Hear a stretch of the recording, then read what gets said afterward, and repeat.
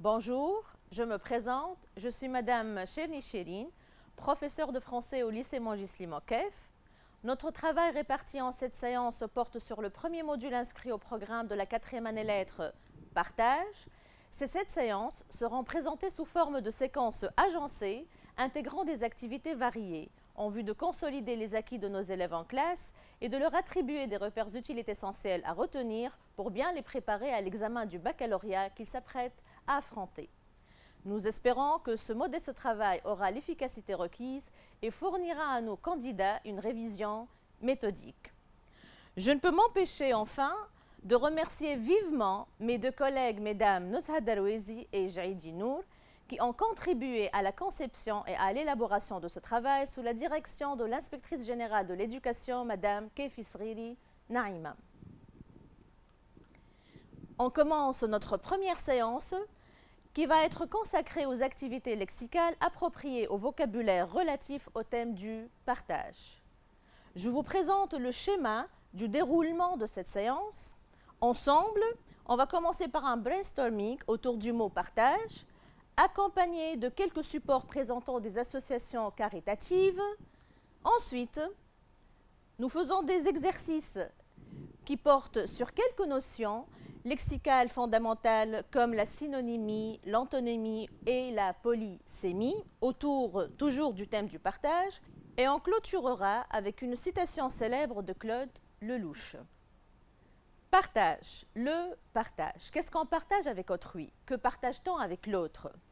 En effet, on partage avec une autre personne un sentiment, une émotion, une sensation ou une valeur humaine, une vertu, un idéal commun, un principe. Aussi, on peut partager des goûts, des préférences et des passions. Également, on peut partager avec l'autre une opinion, un point de vue, un avis, ou alors une situation. On partage la même situation avec un groupe de personnes. Également, on peut partager un bien matériel. On va voir maintenant en détail.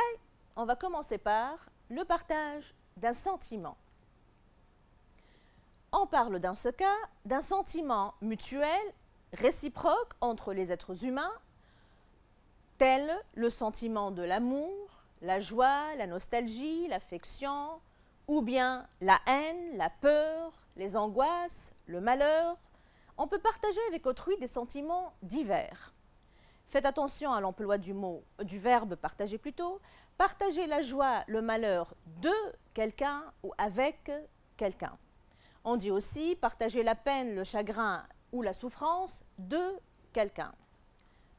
Je vous propose quelques verbes synonymes de sens équivalent dans ce contexte au verbe partager. Partager un sentiment, ressentir les mêmes sentiments, compatir à. Je tiens à préciser ici que le verbe compatir a une certaine particularité parce qu'il ne s'emploie pas avec tous les sentiments, mais seulement avec les sentiments marqués par une douleur chargée de souffrance. Par exemple, on dit compatir à la peine, compatir au chagrin, compatir à la souffrance de quelqu'un et non pas compatir à la joie de quelqu'un. Partager un sentiment ne se fait pas uniquement entre les êtres humains, mais il pourrait être porté par une association humanitaire, par les ONG humanitaires.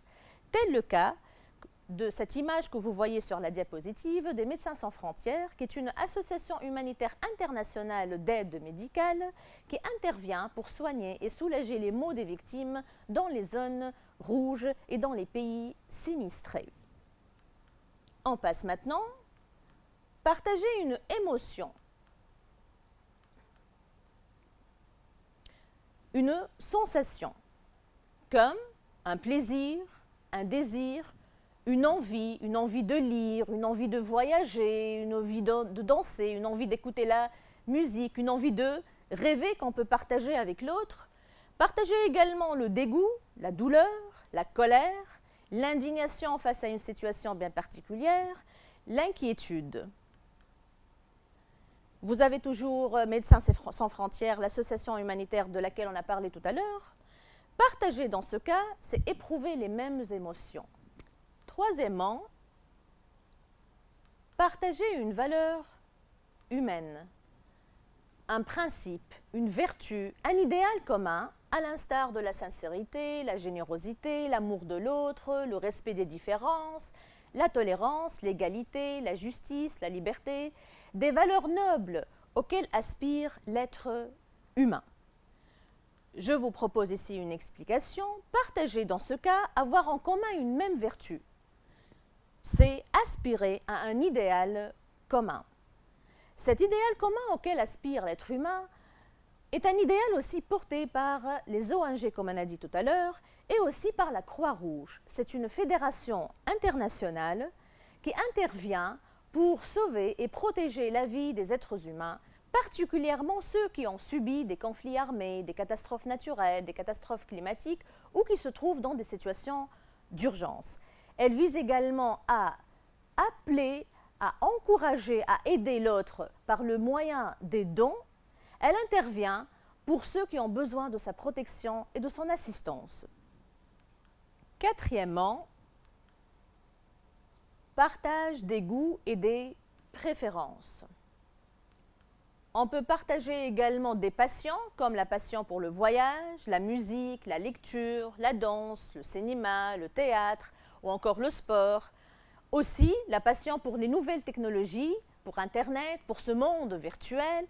Et là, ça rejoint le module que vous avez en programme, appel à la modernité.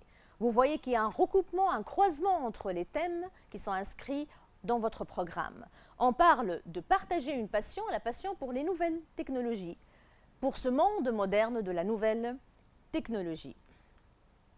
On passe à cinquièmement, vous voyez ici les images, le partage de la musique, la passion pour la lecture. Cinquièmement, on peut partager aussi une opinion, un point de vue, un avis. Et là, je vous propose une liste de verbes synonymes, de sens équivalent que vous pouvez employer. Partager une opinion, ça veut dire adopter la même opinion, embrasser, épouser les mêmes convictions que, avoir le même point de vue, la même position sur un sujet quelconque. Parallèlement, on peut partager la même situation avec un groupe de personnes ou un peuple. Partager avec un groupe de personnes ou un peuple une situation de guerre, par exemple, de révolution, vivre la colonisation, une catastrophe naturelle, une victoire nationale de l'équipe nationale, la victoire d'un champion, ou une épidémie, comme est le cas suite au coronavirus qui a affecté la population mondiale partageant le même sort. Dans ce cas, on peut parler également de partager la responsabilité d'un acte. Quand on vit une situation de guerre, le peuple il partage la responsabilité de libérer sa nation. Quand on parle d'une victoire nationale, on a la responsabilité de rendre hommage à ce champion ou à cette équipe nationale. Quand on parle d'une épidémie, on a la responsabilité partagée de sauver l'humanité, de soigner, de soulager, d'alléger l'autre.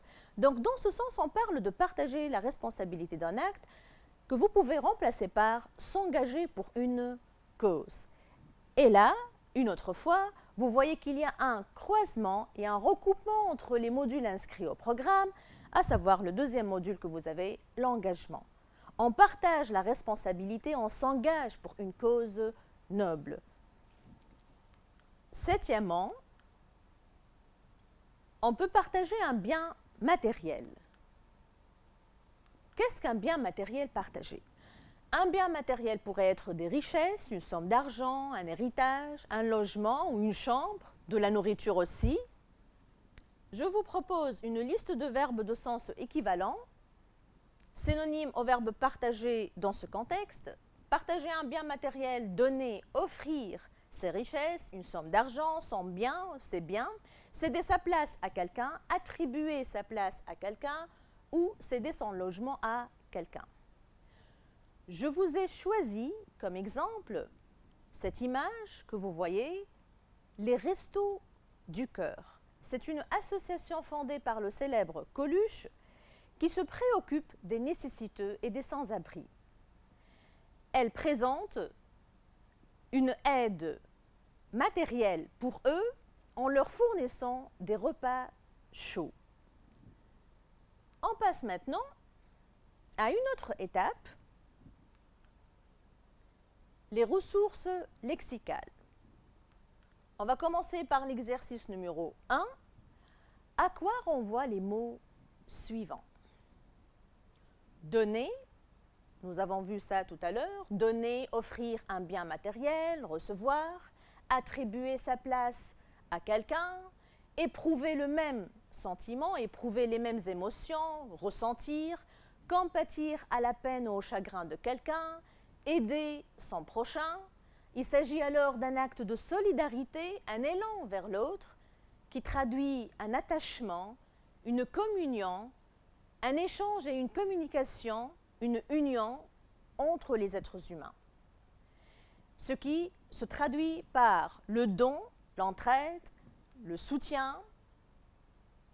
On parle donc d'une fraternité, d'une relation de fraternité altruiste, un être humain altruiste bienveillant, commun, collectif, ensemble, ça traduit le vivre ensemble, le besoin d'autrui, de la présence de l'autre, le bénévolat, le volontariat et la charité.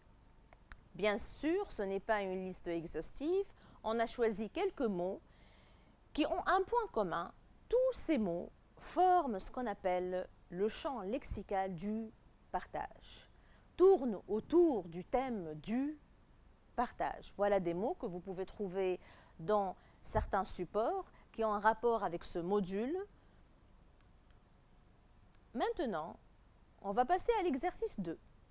Donner les antonymes des termes suivants. On va se servir de quelques termes que nous avons vus tout à l'heure dans l'exercice numéro 1.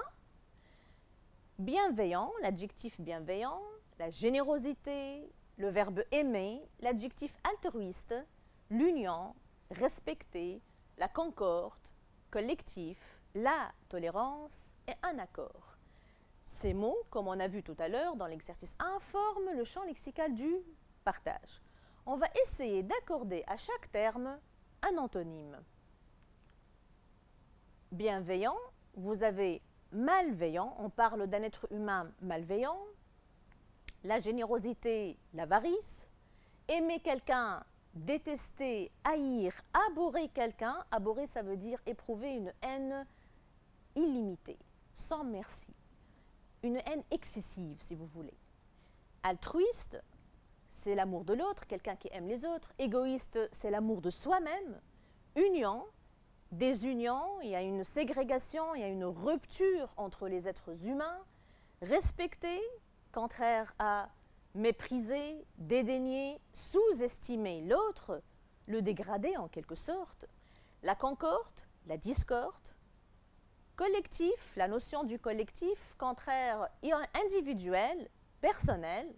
La tolérance, l'intolérance, accord, le désaccord et le conflit. Vous remarquez ici que ce deuxième champ lexical s'oppose au champ lexical du partage. Il s'agit d'un champ lexical du rejet de l'autre, de l'hostilité envers l'autre.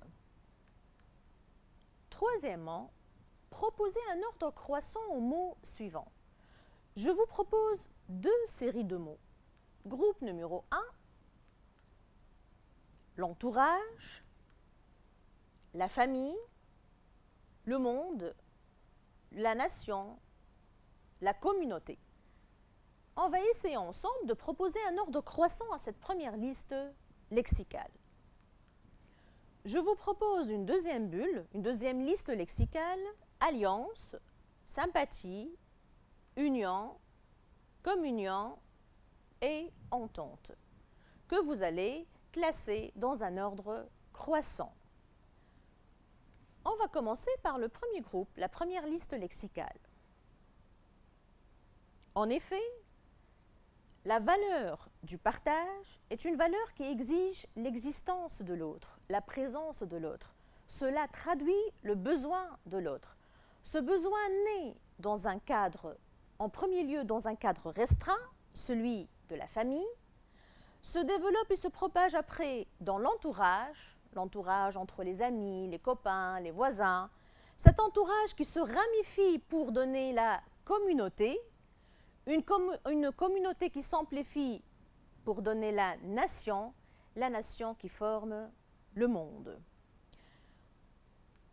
Entre ces groupes, au sein de cette collectivité, se constitue progressivement une sympathie de l'entente qui évolue pour créer plutôt une alliance qui soude ce groupe, cette collectivité. Cette alliance donne naissance à une union aboutissant à la communion. Quatrièmement, le quatrième exercice, quel sens exprime le mot partage et le verbe partager dans les phrases suivantes? Je vous propose des phrases d'auteur sur lesquelles on va travailler. On commence par la première. La petite fortune de M. Mesura devait être également partagée entre ses deux filles. C'est une phrase de Green. Dans ce cas, partager a le sens de diviser. On parle ici d'une petite fortune, c'est un bien matériel. Deuxième phrase, bien que touchés par un malheur commun, les Français restent autant que jamais partagés. Une phrase de Gide. Partager, dans ce contexte, dans cette phrase, a le sens de effriter, séparer. Les Français restent séparés et effrités, bien qu'ils soient touchés par un malheur commun. Troisième phrase, il gardait le silence partagé entre le désir de courir à elle et l'effroi de lui déplaire. C'est une phrase de Green. Ici, partager entre a le sens de tirailler, déchirer entre, d'une part, le désir de courir à elle et d'autre part, l'effroi, la peur de lui déplaire. Et si il est tiraillé et déchiré entre deux états, entre deux situations, entre deux sentiments. La phrase qui suit, j'ai partagé avec mon grand-père et ma grand-mère des moments merveilleux dans leur minuscule maison de 3 pièces, une phrase de Christian Signol. Le verbe partager dans cette phrase a le sens de j'ai vécu, j'ai passé avec mon grand-père et ma grand-mère des moments merveilleux dans leur minuscule maison de 3 pièces. Vous voyez que le verbe partager et le substantif partage varient selon l'expression ou la phrase dans laquelle il est employé. Je partage ton malheur, cher ami, il s'agit d'un partage de sentiments. Je compatis à ton malheur, je plains ton malheur, je prends part à ton malheur. Voilà une série de verbes que vous pouvez employer avec une locution verbale qui ont le sens de partager un sentiment. Nous partageons les mêmes peines et soucis. Nous avons ici partageant, vous pouvez le remplacer par nous avons les mêmes peines et soucis. Nous endurons les mêmes peines et soucis. On a ici le sens de l'endurance face à une émotion, à une situation pénible, les peines et les soucis qui traduisent l'inquiétude. C'est un amour partagé, dans ce cas, vous pouvez le remplacer par l'adjectif, c'est un amour mutuel, réciproque. Vous voyez que le substantif partage et le verbe partager changent de sens selon l'expression ou la phrase dans laquelle ils sont employés. On dit alors que le verbe partager et le substantif partage sont des mots polysémiques. Qu'est-ce qu'un mot polysémique? C'est un mot qui a plusieurs sens. C'est un mot dont le sens change selon le contexte. Donc faites attention à la polysémie du partage, du verbe partager et du substantif partage qui change selon la phrase dans laquelle il est employé. On clôture notre séance avec une citation célèbre de Claude Lelouch, « Le monde du partage devra remplacer le partage du monde ». Qu'est-ce que le monde du partage?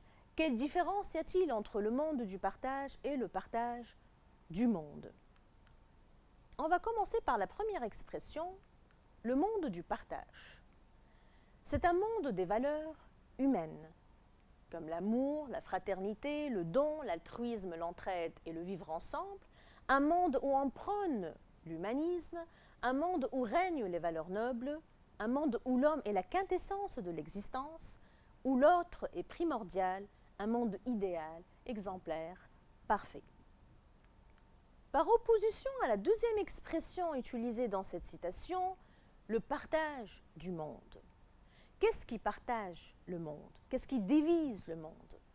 la division, le morcellement, l'effritement du monde est causé par, entre autres, la violence, la guerre, le terrorisme, l'intolérance, le refus de l'autre, le racisme, la froideur et l'indifférence collective et affective qui affectent la société d'aujourd'hui, un monde nonchalant, divisé, où l'homme est exclu, marginalisé, rabaissé, rejeté, dégradé, déshumanisé. Je vous propose ici une liste lexicale de synonymes que vous pouvez employer. Un monde où l'homme est réduit au néant. Un monde dépourvu de valeur. Vous remarquez qu'il y a deux visions antithétiques, paradoxales du monde.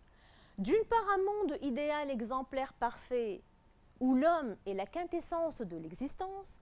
D'autre part, un monde dépourvu de valeur, un monde où l'homme est rabaissé, déshumanisé, réduit au néant.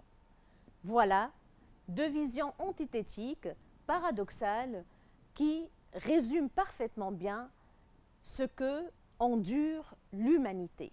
Une humanité qui oscille entre les valeurs humaines et entre l'anéantissement. Cette vision paradoxale nous amène à se poser les questions suivantes. Le comportement de l'homme moderne correspond-il à cet idéal ou sommes-nous gelés dans une cellule témoignant d'un hiver affectif? Qu'en est-il du vivre ensemble dans la société d'aujourd'hui? Sommes-nous aujourd'hui réactifs, attentifs à l'appel d'autrui? Sommes-nous aujourd'hui attentifs à l'appel de l'autre? Sommes-nous aujourd'hui solidaires avec l'autre? Voilà quelques problématiques auxquelles on essaiera de répondre lors des prochaines séances, spécialement les séances qui seront consacrées à l'écrit. Merci pour votre attention et au revoir.